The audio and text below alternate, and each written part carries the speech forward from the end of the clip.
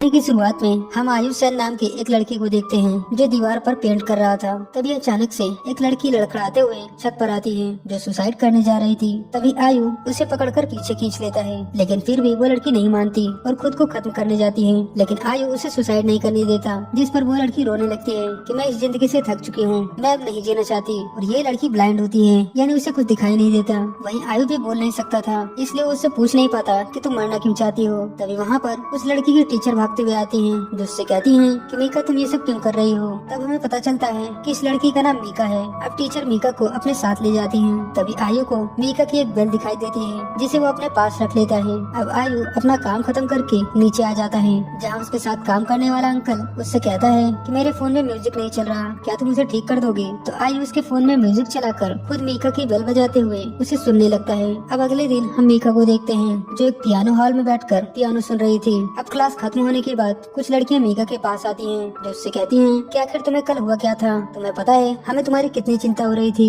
जिस पर मीका उनसे काफी रूड बिहेव करती है कि तुम्हें तो खुश होना चाहिए कि तुम्हारी सबसे बड़ी कॉम्पिटिटर अब तुमसे कम्पीट नहीं कर सकती। और ये कहकर वहाँ से चली जाती है। अब नेक्स्ट सीन में हम डॉक्टर को देखते हैं, जहाँ मीका अपना आई चेकअप कराने आई थी। तभी हमें मीका का फ्लैशबैक दिखाया जाता है, जहाँ जब वो रोड पर जा रही थी तभी एक कार से उसका एक्सीडेंट हो गया था और तब से उसे कुछ दिखाई नहीं देता। अब प्रेजेंट में डॉक्टर उसे बताता है कि तुम्हारी सर्जरी सक्सेसफुल हो गई है, लेकिन तुम्हें दिखने में अभी और कुछ वक्त लग सकता है। जो सुन मीका थोड़ी उदास हो जाती है। वहीं हम आयु को देखते हैं, जो एक क्लब में जूडो की प्रैक्टिस कर रहा था, क्योंकि उसे जूडो काफी पसंद होता है और वो इसमें माहिर भी होता है। अब जूडो के बाद आयु अपने दोस्तों के साथ डिनर पर जाता है, लेकिन तभी कुछ गुंडे वहाँ पर आ जाते हैं, जो एक कपल को परेशान करने लगते हैं। अब आयु को ये सब देखा नहीं जाता, इसलिए वो उन गुंडों से भिड़ जाता है, जहाँ वो एक गुंडे को उठाकर पटक देता है। तभी वहाँ से पुलिस की गाड़ी जाती है, जिसे देख वो गुंडे वहाँ से भाग जाते हैं। अब अगले दिन आयु अपने काम पर जाता है, जहाँ वो मीका के कॉलेज में ही साफ सफाई का काम किया करता है। तभी उसका साथी वो अंकल कहता है कि क्या तुम मेरे कूड़े की गाड़ी ओल्ड पियानो हॉल के पास ले जाओगे।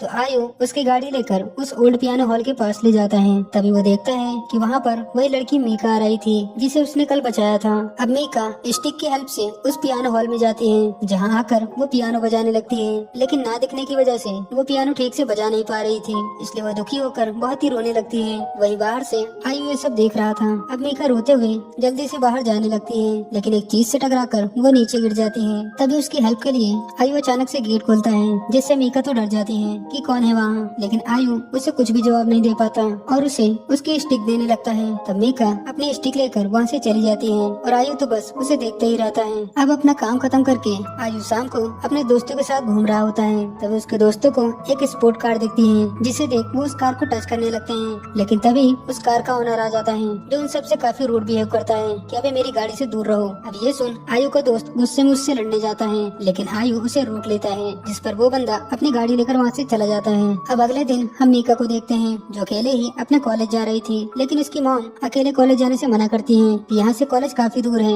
लेकिन मीका कहती है कि मुझे अपना पियानिस्ट बनने का ड्रीम पूरा करना है। वहीं दूर से आयु ये सब सुन लेता है। अब मीका जब कॉलेज जाने लगती है, तब उसकी मॉम और ग्रैंड माँ उसका पीछा करने लगती है, लेकिन मीका उनकी आवाज सुन लेती है, जिस पर वो गुस्सा होने लगती है कि आप लोग घर जाइए, मैं अकेली कॉलेज चली जाऊंगी। तो उसकी मॉम और ग्रैंड माँ वापस चली जाती हैं। लेकिन जब मीका कॉलेज जाने लगती है, तो हम देखते हैं कि आयु भी उसके पीछे चल रहा होता है, जो बिना उसके पता लगे मीका की हेल्प कर रहा होता है। ऐसे ही वो उसे लाइब्रेरी तक छोड़ने आता है, लेकिन तभी उसे याद आता है कि लाइब्रेरी की चाबी तो वो स्टोर रूम में ही भूल गया है, इसलिए भागकर वो चाबी लेने जाता है। वहीं जब मीका लाइब्रेरी में जाती है, तो डोर बंद होता है, इसलिए वो वापस जाने लगती है, लेकिन तभी आयु वो लाइब्रेरी खोल देता है और मीका की बेल बजाने लगता है, जिससे सुन मीका रुक जाती है और उससे पूछती है कि तुम कौन हो, लेकिन आयु उसे कोई रिस्पॉन्स नहीं करता। अब मीका लाइब्रेरी में जाकर पियानो की प्रैक्टिस करने लगती है। फिर प्रैक्टिस के बाद जब वो बाहर आ रही होती है, तो सीढ़ियों से गिर जाती है, जिस पर आयु उसकी हेल्प करने लगता है और उसे उसकी स्टिक देता है। तो मीका आयु से कहती है कि जो बेल तुम्हारे पास है वो मेरी है। तो आयु उसे बेल देने लगता है, लेकिन मीका कहती है कि रहने दो, तुम इसे रख सकते हो। फिर वो कहती है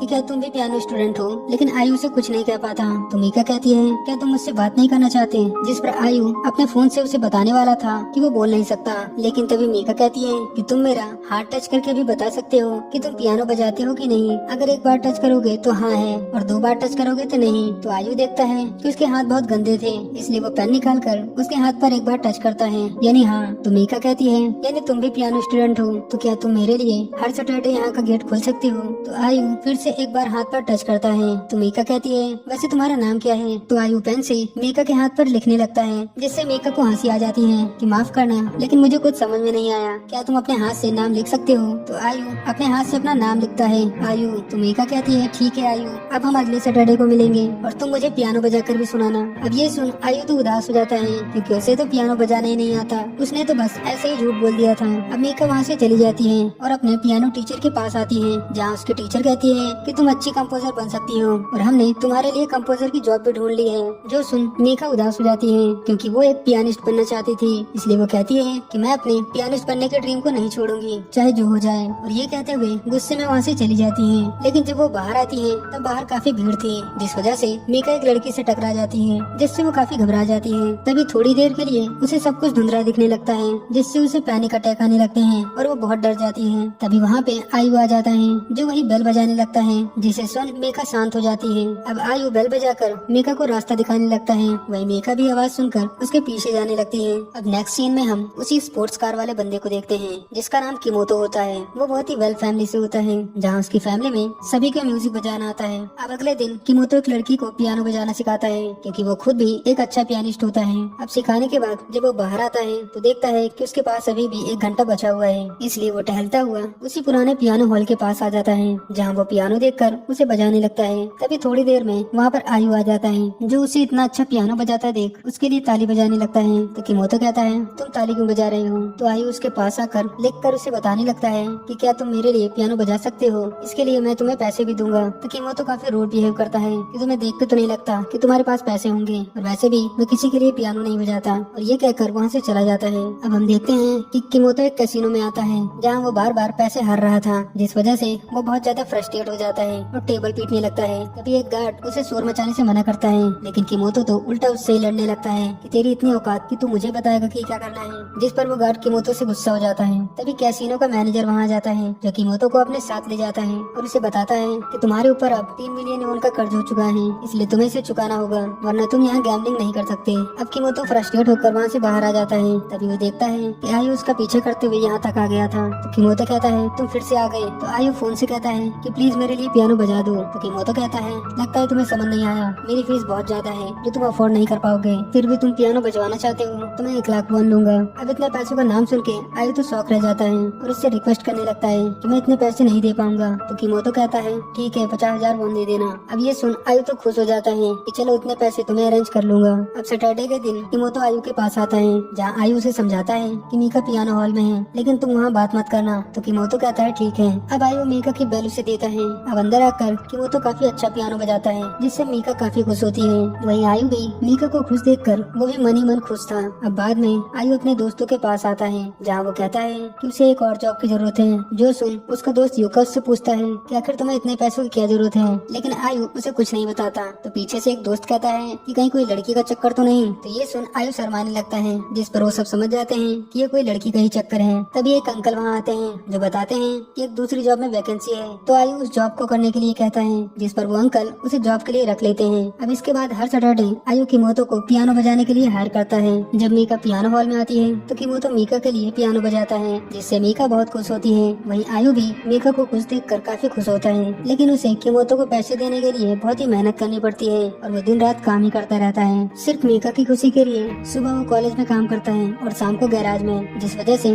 उसे सोने तक का टाइम नहीं मिलता, इसलिए उसे हमेशा नींद आती रहती है। वहीं मीका भी लेटे हुए पियानो सुन रही थी और किमोतो भी मीका को देखकर स्माइल करता हुआ पियानो बजा रहा था। अब अगले सैटरडे आयु काफी थक गया था, इसलिए उसे नींद आ जाती है, लेकिन जब उसकी नींद खुलती है तब उसे याद आता है कि मीका तो पियानो हॉल में अकेली बैठी होगी, इसलिए वो भागकर पियानो हॉल की तरफ जाता है। वहीं पियानो हॉल में मीका अकेली बैठी थी, जो पियानो की प्रैक्टिस कर रही थी, लेकिन पियानो बजाने में उससे बार बार गलती हो रही थी, इसलिए वो उदास हो जाती है। लेकिन तभी वहाँ किमोतो आ जाता है, जो मीका के साथ पियानो बजाने लगता है। जो सुन मीका भी खुश होकर पियानो बजाने लगती है। तभी बाहर से आयु उन दोनों को देख लेता है, जो देख उसका दिल तो टूट ही जाता है। आयु मीका की खुशी चाहता था, लेकिन उन दोनों को एक साथ इतना खुश देखकर उसके दिल में दर्द होने लगता है, इसलिए वो उदास होकर वहाँ से चला जाता है। अब हम नेक्स्ट डे का सीन देखते हैं, जहाँ आयु का दोस्त यूका अपने गर्लफ्रेंड को मूवी दिखाने के लिए ले जाने आया था। तब वो अपनी गर्लफ्रेंड से पूछता है कि आयु कहाँ है। तो उसकी गर्लफ्रेंड कहती है कि मुझे लगता है कि आयु किसी गलत लड़की के चक्कर में फंस गया है, क्योंकि पैसों के लिए वो रातों दिन काम करता रहता है। अब ये सुन यूका तो हैरान रह जाता है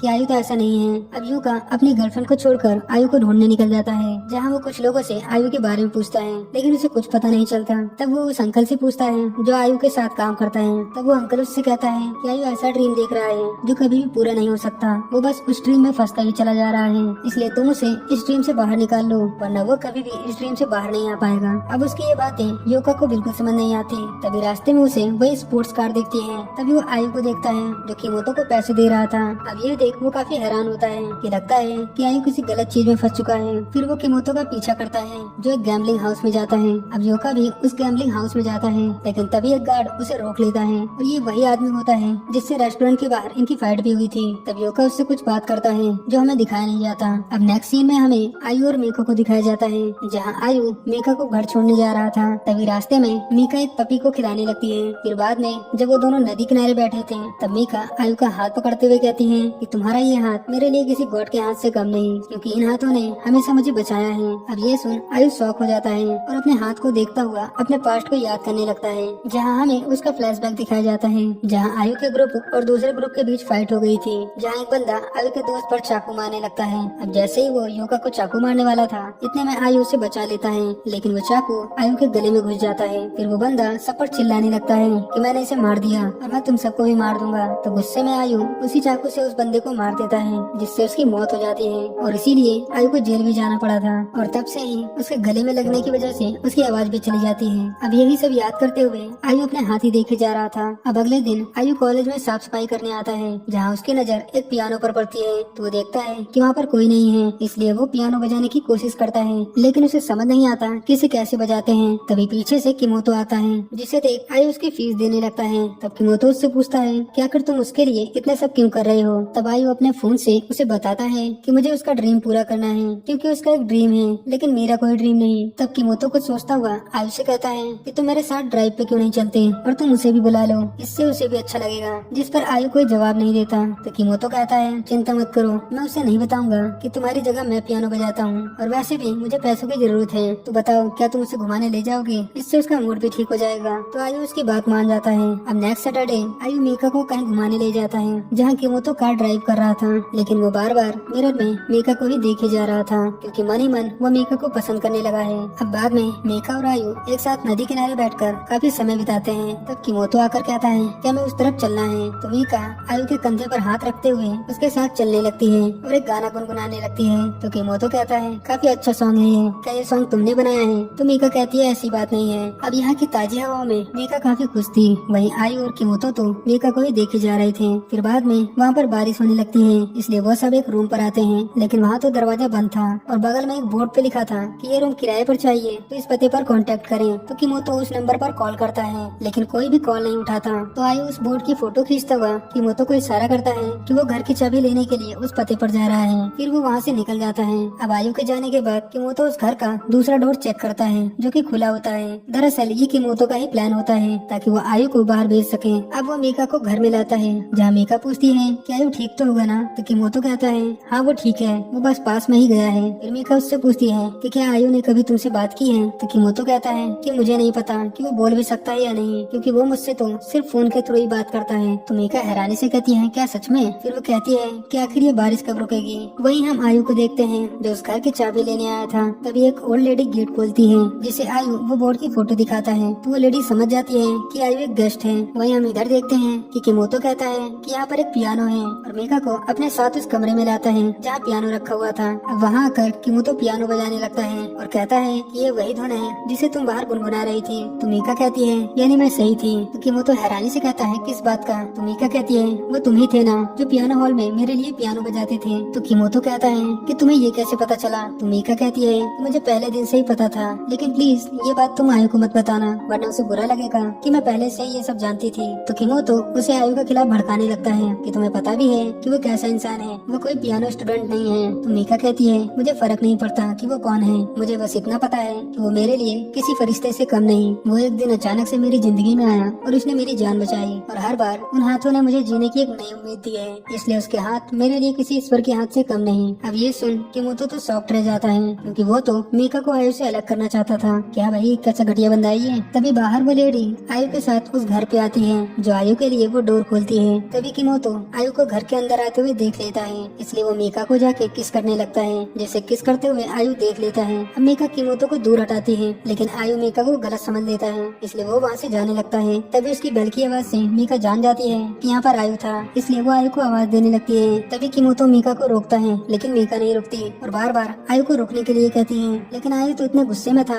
कि वो मीका की बेल फेंक देता है और वहाँ से जाने लगता है। वहीं बेचारी मीका उसे रोकने जाती है, लेकिन सीढ़ियों से नीचे गिर जाती है और बहुत रोने लगती है कि आयु रुक जाओ, लेकिन आयु तो वहाँ से जा चुका था। तब किमोतो को आयु की फेंकी हुई बेल मिलती है। वहीं आयु भागता हुआ रोड पर आ जाता है, जहाँ वो बहुत दुखी था क्योंकि अब उसका दिल पूरी तरह टूट चुका था। अब वो समझ चुका था कि वो जिस ड्रीम को देख रहा था वो कभी भी पूरा नहीं हो सकता, इसलिए वो रोड पर ही बैठकर बहुत ही रोने लगता है और ये बहुत ही इमोशनल सीन होता है। अब अगले दिन आयु फिर से अपने काम पर लग जाता है, जहाँ वो कॉलेज में साफ सफाई का काम कर रहा था। वही मीका जब कॉलेज के लिए जा रही थी तभी उसे उसकी बेल की आवाज सुनाई देती है, इसलिए उसे लगता है कि आयु आया है, इसलिए वो उससे माफी मांगने लगती है कि मुझे माफ करना आयु सैन, उस दिन ऐसा कुछ भी नहीं हुआ था, तो प्लीज मुझे गलत मत समझना। फिर जब वो उसे टच करती है तो वो समझ जाती है कि आयु नहीं बल्कि किमोतो है। तब किमोतो मीका से माफी मांगता है कि उस दिन के लिए मुझे माफ करना, मैं खुद पर बहुत शर्मिंदा हूँ, मुझे ऐसा नहीं करना चाहिए था। तभी अचानक से एक वैन आकर रुकती है, जिसमें से कुछ गुंडे उतरकर उन दोनों को पकड़कर वैन में डाल देते हैं और दोनों को किडनैप कर लेते हैं।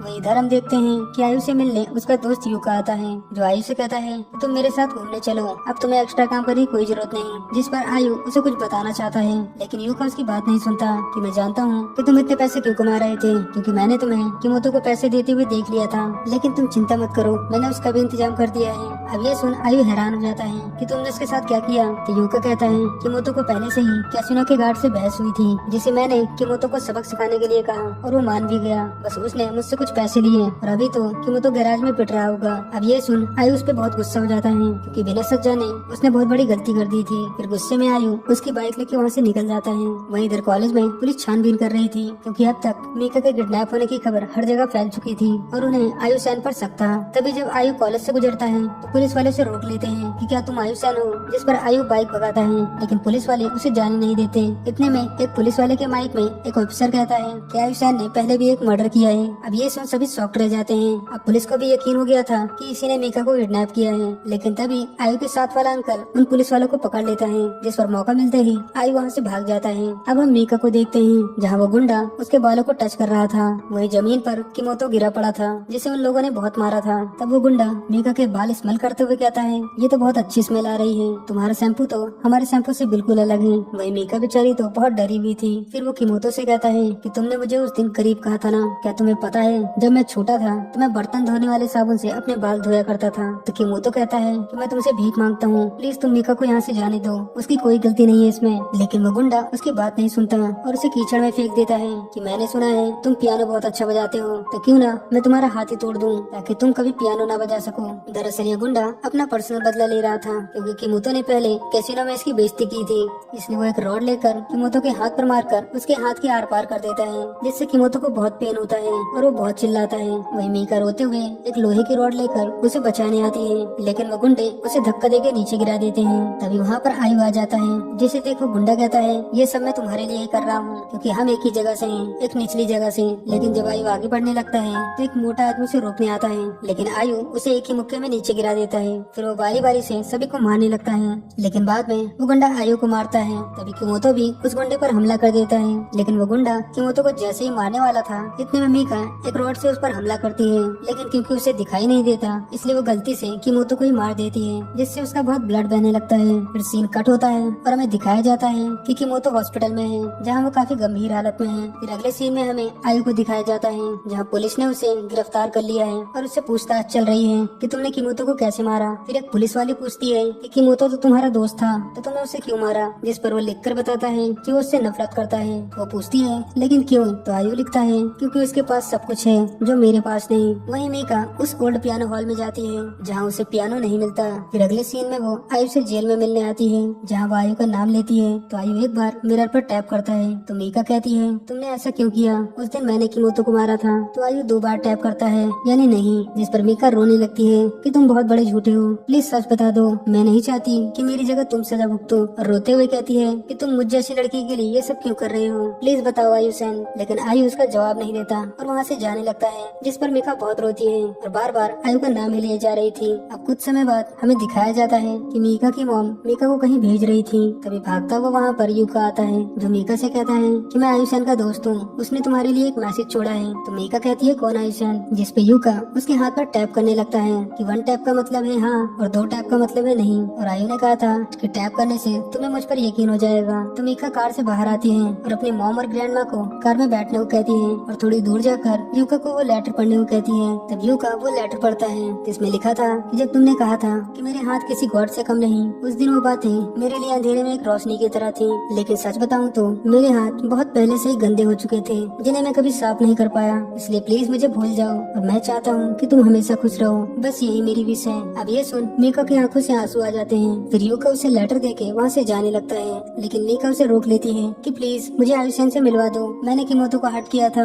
आयु ने नहीं। जिस पर यूका चिल्लाते हुए कहता है कि आयु तुमसे मिलना नहीं चाहता। तो मीका कहती है लेकिन क्यों? तो यूका कहता है क्योंकि हमारे कपड़े, हमारा खाना, सब कुछ तुमसे अलग है। हमारी दुनिया तुमसे बिल्कुल अलग है। तो प्लीज आज के बाद आयु से मिलने की कोशिश भी मत करना, वरना मैं तुम्हें कभी माफ नहीं करूंगा। और ये कहकर वहाँ से चला जाता है। वही मीका तो बहुत उदास हो जाती है। अब कुछ समय बाद हमें किमोतो को दिखाया जाता है जो उस हादसे में बच गया था। तभी एक नर्स उसे बताती है कि कोई तुमसे मिलने आया है। तो किमोतो जब पीछे देखता है तो वहाँ मीका आई हुई थी। फिर किमोतो उससे पूछता है क्या तुम अकेली आई हो? तो मीका कहती है हाँ, क्योंकि अब मुझे धुंधला दिखने लगा है, लेकिन मैं अभी लोगों के चेहरे नहीं पहचान पाती। फिर वो किमोतो से सॉरी कहती है कि उसने उसे गलती से मार दिया था। जिस पर किमोतो कहता है इसमें तुम्हारी कोई गलती नहीं, मैंने तुम्हारे और आयु के साथ जो किया उसकी सजा तो मुझे मिलनी ही थी। फिर वो मीका से रिक्वेस्ट करता है कि वो मीका को पियानो सिखाना चाहता है। अब ऐसे ही समय बीतता गया और अब 2 साल बीत जाते हैं जहाँ मीका बहुत अच्छी पियानिस्ट बन चुकी है और उसे अब पूरी तरह दिखने भी लगा है। आज वो पहली बार स्टेज पर परफॉर्म करती है जहाँ उसे सुनने के लिए काफी लोग आए थे,